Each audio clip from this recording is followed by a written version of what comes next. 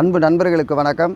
Labour பட இயக்குனர் சத்யபதி, சேகர் கம்போலா இயக்கத்தில் தனுஷ், நாகார்ஜுனா, ராஷ்மிதா இவங்க நடிப்பில் வெளிவந்திருக்கிற குபேரா இந்த படம் இந்திய ஃபைனான்ஷியல் அதை பற்றி கொஞ்சம் நல்லா பேசியிருக்காங்கன்னு தான் சொல்ல முடியும்.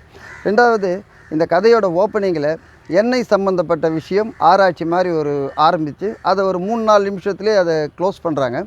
அதை மட்டும் டீட்டெயில் கொஞ்சம் நல்லா பண்ணியிருந்தாங்கன்னா இந்த 3 மணி நேரத்தில் அதனுடைய ஐப் இந்த படத்தை வேறு லெவலில் உட்காந்துருக்கும்.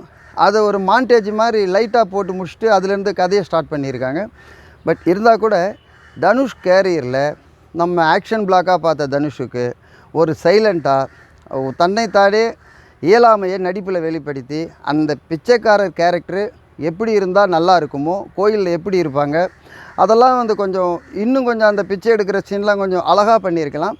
பட் அங்கேருந்து இவங்க வெளியில் வந்துடுறாங்க. இருந்தால் கூட தனுஷுக்கு இந்த படம் ஒரு வித்தியாசமான படம். அதுக்கப்புறம் இந்த படத்தில் ஒரு மிகப்பெரிய பலம் என்னன்னு பார்த்திங்கன்னா, எல்லாருமே நம்ம நாகார்ஜுனா, இந்த நாகார்ஜுனாவுடைய என்ட்ரிலாம் ரொம்ப சைலண்ட்டாக இருந்தால் கூட அவருடைய அந்த மெச்சூரிட்டிக்கு அவர் பண்ணுற சீன், அந்த போலீஸ் ஆஃபீஸராக ஒரு சிஐ ஆஃபீஸராக வர்றது, அந்த இன்வெஸ்டிகேஷன் பண்ணுறதெல்லாம் அந்த பிளாட்ஃபார்ம் ஸ்க்ரீன் பிளேயில் ரொம்ப நல்லா ஒர்க் அவுட் ஆகிருக்கும். பட் இந்த படம் ஸ்லோவாக போகிறதுனால, ரொம்ப லென்த்தாக இருக்கிறதுனால நிறைய பேர் கொஞ்சம் அது ஒரு போர் அடிக்கிற மாதிரி இருக்கும். பட் இந்த கதை அதை தான் சொல்லுது. இந்த கதையெல்லாம் அப்படி தான் பண்ண முடியும். ஏன்னா ஒரு ஏரியா மாறி மாறி அவங்க துரத்துறதுனால, ஃபாலோ பண்ணுறதுனால இது கொஞ்சம் அங்கங்கே லைவாக லீட் எடுத்தால் தான் இந்த படம் முழுமை பெறுன்றதுனால இயக்குனர் அதில் நல்ல கவனம் செலுத்தியிருக்கிறாரு. மேக்கிங்கும், லொக்கேஷனும், ஒளிப்பதிவும், பேக்ரவுண்ட் ஸ்கோர் தேவிஸ்ரீ பிரசாத் இதுவும் ரொம்ப நல்லாவே இருக்கும். இரண்டாவது விஷயம் என்னென்னா, பிச்சைக்காரங்களை பணக்காரராக்கலாம், பணக்காரங்களுக்கு என்ன பிரச்சனை அப்படின்றதையும், சப்போஸ் அந்த பிச்சைக்காரங்களை பினாமி ஆக்கி மறுபடியும் அந்த சொத்தை நம்ம வேறு ஒருத்தவங்களுக்கு ஃபார்வேர்ட் பண்ணால் என்ன ஆகுன்றத பிரச்சனையும், சாதாரணமான மனுஷன் பெரிய விஷயத்தை கூட மோதலாம், மனிதர்களுக்குள்ள பவர் ஈக்குவலானது தான், அதை பயன்படுத்துகிற விதம் தான், பயன்படுத்தாத விதம்னு ஒன்று இருக்குது. அதை சரியாக பயன்படுத்தும் போது எந்த ஒரு இலக்கும் ஒரு பெரிய ஆளை கூட கொல்ல முடியும் அப்படின்றது இந்த படத்தோட கான்செப்டாக இருந்தால் கூட, இந்திய கவர்மெண்ட்டு விஷயத்தில் இவங்க அந்த எண்ணெய் நிறுவனம், இந்த ஃபைனான்ஸில் இருக்கிற பணங்கள் 20,000 கோடி 50,000 கோடி 2 லட்சம் கோடியை ட்ரான்ஸ்ஃபர் பண்ணுற அந்த விஷயங்களை கொஞ்சம் அழகாக பண்ணியிருக்கணும். அப்படி பண்ணியிருந்தாங்கன்னா லக்கி பாஸ்கர் மாதிரி இந்த படம் ஈக்குவலாக வந்திருக்கும்.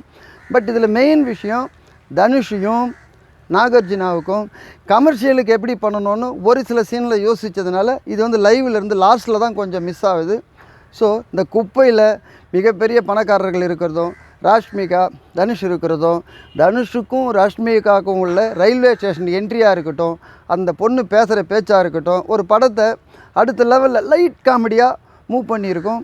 உன் வழியில் நீ சாவு, என் வழியில் நான் சாவுறேன்னு சொல்கிற அந்த யதார்த்தமான வார்த்தைகள் ரொம்ப அழகாக இருக்கும். லாஸ்ட்டில் ஒரு குழந்தைய வச்சு, அது பிச்சைக்கார குழந்தைய வச்சு கிளைமேக்ஸை பண்ணி அந்த பையன்கிட்ட மட்டும் இந்த டைட்டிலை எடுத்துகிட்டு கன்வே பண்ணி ஃபுல்ஃபில்லாக இயக்குனர் இந்த ஸ்கிரிப்டை முடித்திருப்பார். இந்த படம் முதல்ல என்ன சொல்லுதுன்னா, இந்திய பொருளாதாரத்தை பற்றியும் ஃபினான்ஷியலை பற்றியும், நம்ம நாடு வளமாக இருக்கிற எண்ணெயை பெரிய பணக்காரனுங்க எப்படி திருடுறாங்கன்றத விஷயத்தையும், அப்படி இருந்தால் அது என்ன நடக்குன்றது தான் ஒரு சொல்யூஷன். இதை பிச்சைக்காரர்களை வைத்து பயன்படுத்தி இருக்கிறதுனால பார்ப்போம், இந்த படத்தை பிச்சைக்காரர்கள்லாம் பார்க்குறாங்களா, இல்லை அவங்களுக்கு இவங்க ஷோ போட்டு காட்டுறாங்களான்றதை பார்ப்போம். எனவே நீங்கள் 1 டைம் போய் பார்த்தீங்கன்னா இந்த படம் ரொம்ப நல்ல படமாக இருக்கும். மொத்தத்தில் இந்த படம் இல்லை, மொத்தத்தில் இவங்க டீமாக சேர்ந்து ஒரு கவிதையை எழுதியிருக்காங்க, ஒரு நாவல் படித்த மாதிரி இருக்குது. நன்றி, வணக்கம்.